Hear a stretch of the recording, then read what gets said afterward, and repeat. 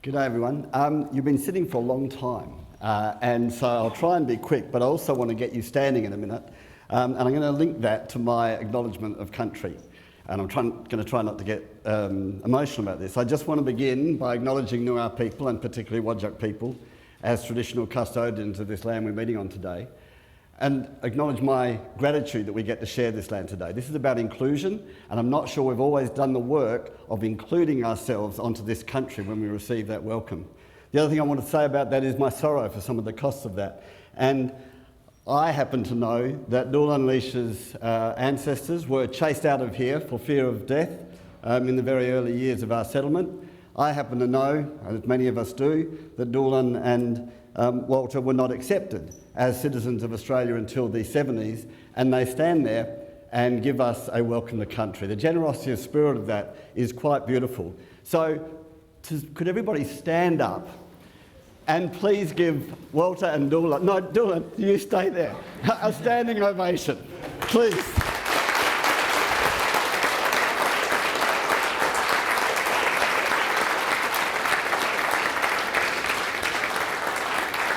Thank you. Okay, so I'll try and be quick. Here we go. That's me. Yep. I want to give some... it's kind of embarrassing following some of these guys because they've actually done the work, and I'm going to talk about the work of inclusion, and I'm going to talk about the why and the how of inclusion. So, firstly, I want to talk about why inclusion matters, and I just want to say that right at this moment in our history, it has never mattered so much. We actually have, and I don't want to be all negative, but we have political leaders who are using division and fear as political tools. And the only way we will get past that is if we stand together and say, no, what we want is inclusion. We want a nation that is about everybody feeling included in this place. And it's very disturbing to see the weaponry, if you like, that is being used by some of our political leaders. So it's never mattered so much to do the work of inclusion.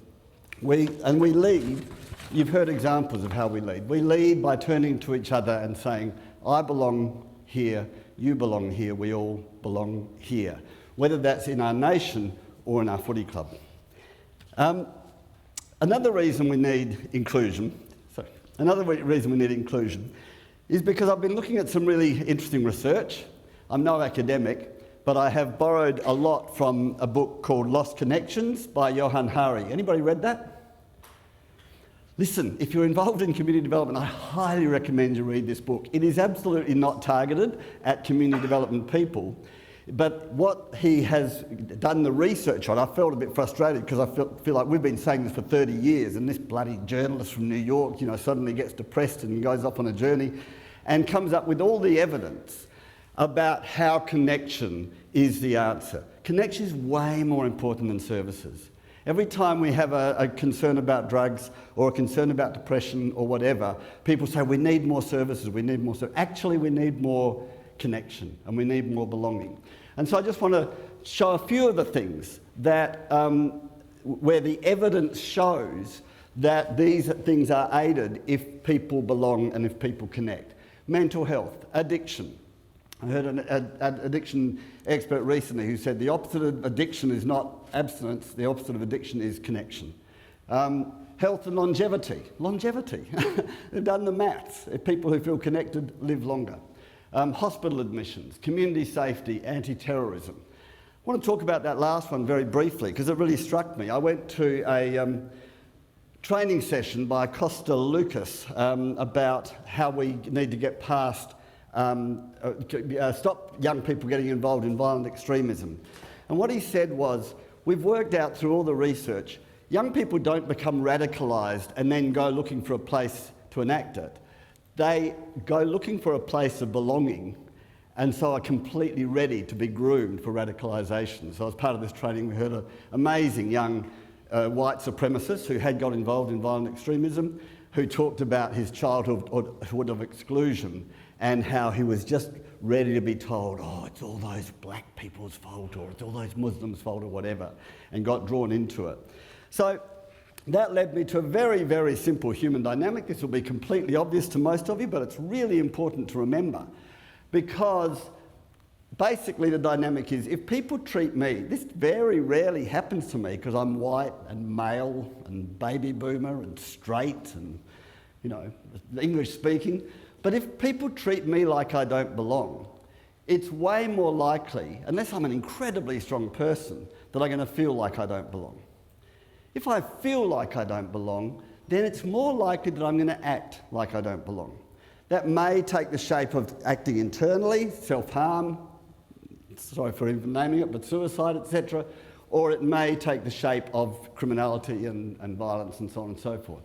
If I act like I don't belong, clearly it's going to be more likely that people will treat me like I belong. And we get this cycle of alienation, which police know about. Police know about this. The major anti-crime strategy is to make people feel like they belong. I saw an article in the local paper in Fremantle where the police recommendation on stopping shoplifting was welcome people into your shop, which is fantastic. Unfortunately, I think it's led to that office work thing of, hi, everybody who's walked into office work, hi. But it seems that that's an anti-crime strategy because when people feel included, when they feel like they belong, then there's much less likelihood that they will do any problems. And I watch this with security guards. I watch them on the train. I've talked to security guards about this. The really good guys know how to get past that. It's really simple. I'm going to treat every person who comes into this hospital or this service or whatever like they belong.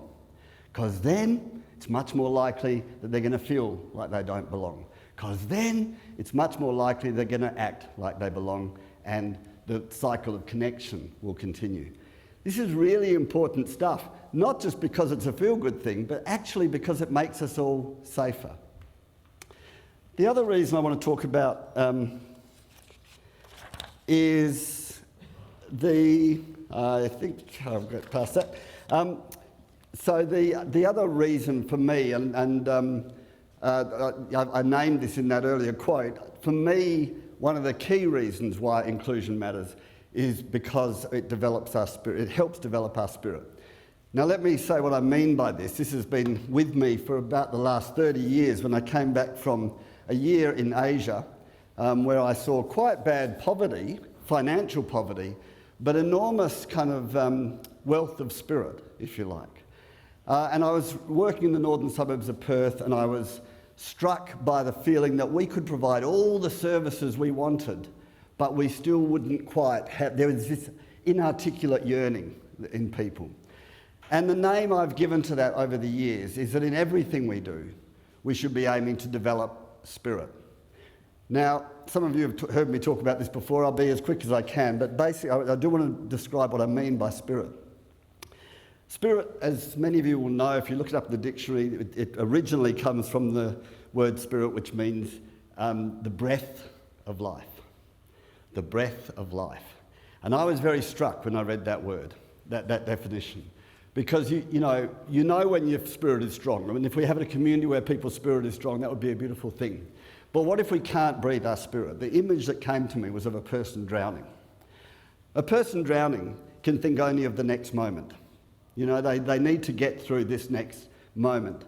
And they're not going to talk to you about the bigger picture, about what the club could look like or whatever. They just need to get through this moment to get air into their lungs so they can breathe. A person drowning lashes out at other people, even people who are trying to help them. So they have to learn a certain grip if somebody's drowning. A person drowning, related to that lashing out, grabs at anything, grabs at straws to try and get their head above water so that they can breathe their spirit. And eventually, apparently, a person drowning in a very profound way gives in. It's over. Nothing I can do. I'm completely powerless. That's a really important metaphor, I think, for what we're in danger of if our spirit is choked. Because if we have communities where people are thinking only of the next moment, rather than being able to think about the bigger picture, if we have communities where people are lashing out rather than reaching out, if we have communities where people are thinking always that the answer is out there somewhere, more services, more programs, rather than in here, my heart, my home, my community, and if we have communities where people have given in, we will not have communities where people really can look after themselves in those ways.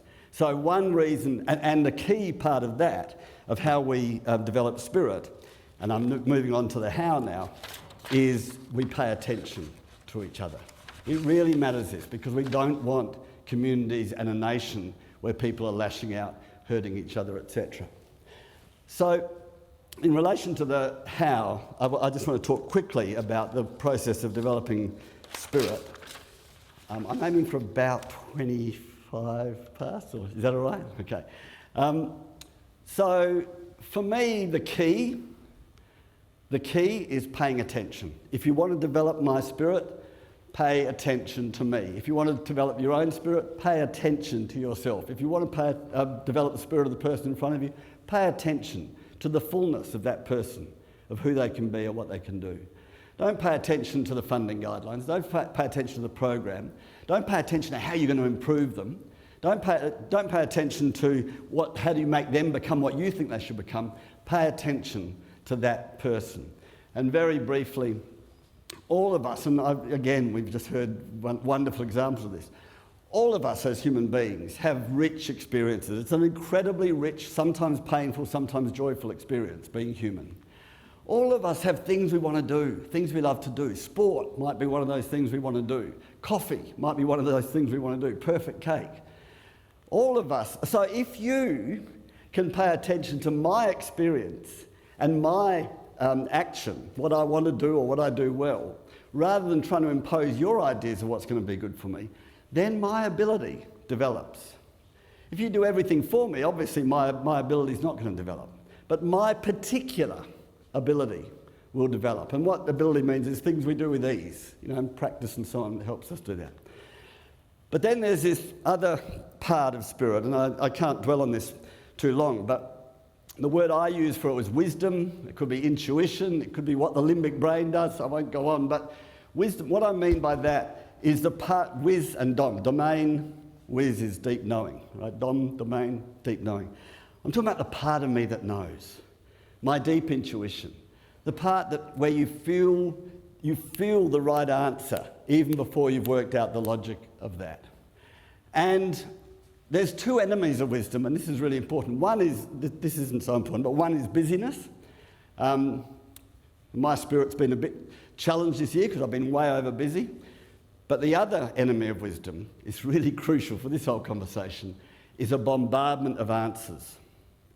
If you keep bombarding me with answers of what's good for me, it's going to be very hard for me to quietly feel the right answers for myself. And bombardment of answers become a bigger challenge because we've got the online world. I'm hopeless at this. I'm going to get better. But I keep sort of looking for answers all over Google rather than just thinking about what's going on for me. Very quickly, if you're able to pay attention and help me pay attention to my actions and my wisdom, my insights and so on, then I get a stronger sense of my own direction. If you help me pay attention to my wisdom and my experience, then I get a stronger sense of my own truth. And just briefly, this is important, I think, because every single one of us has had different experiences. Every single one of us is going to have different truths. So by which I mean that which resonates within me. I'm not talking about some absolute truth. I'm talking about that which resonates within me. And we waste a lot of time trying to convince each other that my truth's more important than your truth. Or even that terrible mistake of fundamentalism, which is my truth's the whole truth. We actually need to say, this is my truth, I want to hear your truth, and we will both grow from that, from sharing those truths, And if you've helped me develop my experience and my wisdom and my action, you've helped me develop my spirit. What can get in the way of that is, particularly for us in the dominant culture, is this idea. Well, I'll tell you a story. Once upon a time, I used to work in England. I used to work with travellers, a lot of tension, gypsies, or sometimes not, a lot of tension between travellers and the neighbours. And this woman was talking to me, really interesting woman. I'm using her language, so I apologise for language, but she was a white woman. Her son was black, because her kid's father was West Indian. And predominantly white neighbourhood. And she told me that her kid was struggling at school, so she went to see the school principal. And at that meeting, the school principal wanted to reassure her about there was no discrimination at school. He said to her, I want you to know at this school we treat all the children the same, which I thought was good. You know, we've come from a time when we didn't do that. I thought it was great. What she said to me was, what he meant was we treat all the children white, and my kid's black. So there's all sorts of stuff going on for my son that the school just might not be seeing. And if they can't see that, then they can't do what they genuinely want to do, which is to create an environment in which my son, like every other kid, can flourish. So should we treat the kid black? No. We should treat the kid as who he is, as who she is, as who they are. What can blind us to that, particularly for us in the dominant culture, is if we ignore their skin colour or their ability or their gender or their personality as a factor that's played out in their life, or if we define them by that. The whole message, you've heard it all afternoon, is pay attention to the actual person, but don't ignore how their life is different to yours. I noticed in those circles that you did right at the beginning, the dots didn't change colour. They came in, but they didn't change colour. We didn't try and make everybody blue in that diagram. So this I won't go on about this in much detail, but the challenge, particularly for us in the dominant culture, is centricity. The idea that my way of seeing the world or my way of doing things is the normal way, and wouldn't everybody love it if it was that way? So obviously, very briefly, there's all sorts of centricities. Ethnocentricity was what that woman was talking about, but there's egocentricity, there's ablecentricity, there's male-centricity, there's heterocentricity. The one my wife always accused me of, extrocentricity. Extroverts often sort of see, why are you speaking up, you introverts, And that can actually silence people even further. I can only just flick through this slide because I'm talking to those of you who are in dominant culture, male, white, straight, etc., etc. There's some risks, and I will just flick through these. You can get it off the slide later. Some common well-meaning positions that we can take in working with difference and trying to include people who are different. One is assimilation. Oh, I'm trying to help you be like me. One is the missionary position. I'm trying to help you be a better person. One that we fall into is the great white hero. I'm going to come in and lead you to success. And one that we fall into is hands off. It's all up to you. Well, nothing I can do. It's all up to you. So what's the right position? That was an interesting statement. Dark side coming out there. Partnership. Partnership, for me, is what we really need to strive for. Again, particularly for those of us in dominant culture. And I was like this woman's an Aboriginal activist from work in the 80s and 90s. If you've come here to help me, you're wasting your time. But if you've come because your liberation is bound up with mine, let's work together. And that's what I loved about your presentation, Rob. Your guys were liberated by that as much as those young people were, and that we're working together on that. So really, I've got gifts. I do. Every one of you in this room has gifts. So we should give of our gifts. But we shouldn't be trying to just drag people into our gifts. The work of partnership is I've got gifts, you've got gifts, let's learn from each other. Let's treat every person we interact with as a teacher of us about this strange and diverse experience of being human. So just to finish, I want to sort of offer you 3 disciplines of how we build relationship in a world of difference. Actually, you promoted your book. I do have a book called Finding Haran, which is all about this question of how do we connect together and create community in a world of difference. So the 3 disciplines, basically, one is inquiry, asking, coming with a sense of curiosity, coming with a sense of inquiry. Stephen Covey, in that book about 20 years ago, Seven Habits of Highly Effective People, said, seek first to understand, then be understood. It's a really good little habit. Then the second challenge is respect, by which I want to be careful what I mean here. I don't mean agreement there. I don't mean admiration. I mean having regard to the perspective of others. My dad was a criminal lawyer and a judge for his whole life. And he said to me a few years before he died, sitting around a campfire, In 35 years in the criminal justice system, I've met 2 people who, when I read their story, I couldn't explain why they went where they went. He said, everybody else, because as a judge you get to read the stories. Once I saw what their life had been about, I thought, his words, there but for the grace of God go I. He had regard to their perspective. He still had to put them away quite often, right? So it's not saying, oh, that was okay. It's just having regard to their perspective. And then, but if you can do that with each other, then you actually create genuine acceptance. And there's a lovely quote by a woman called Mary Lou Kalnacki, who I know zero about, but I love her quote. She said, engrave this upon my heart. There is no one I cannot love once I've heard their story. So that's going to require inquiry, and it's going to require respect. And then the third is honesty. And what's really crucial for me is these need to be in this order. If you try and go to that brutal honesty without having created the foundation of acceptance, then you're probably going to break the relationship early on. We actually need to take care with honesty, but we also need to not hide behind white lies and so on. So those accept inquiry, respect, and then honesty. Because then if you can be inquiring and respect and honest, we create understanding. If we can be genuinely respectful and honest, then we create trust. We don't create trust by just being honest. I thought I had an example for myself here, but I don't. Importantly, if you're just honest but not respectful, an example, well, I just think you're stupid. Hey, I'm just being honest, you can't shoot me for that. That's not going to create trust, is it? But also, if you're constantly telling white lies, you don't create trust there either. We need to get to the point of creating real honesty.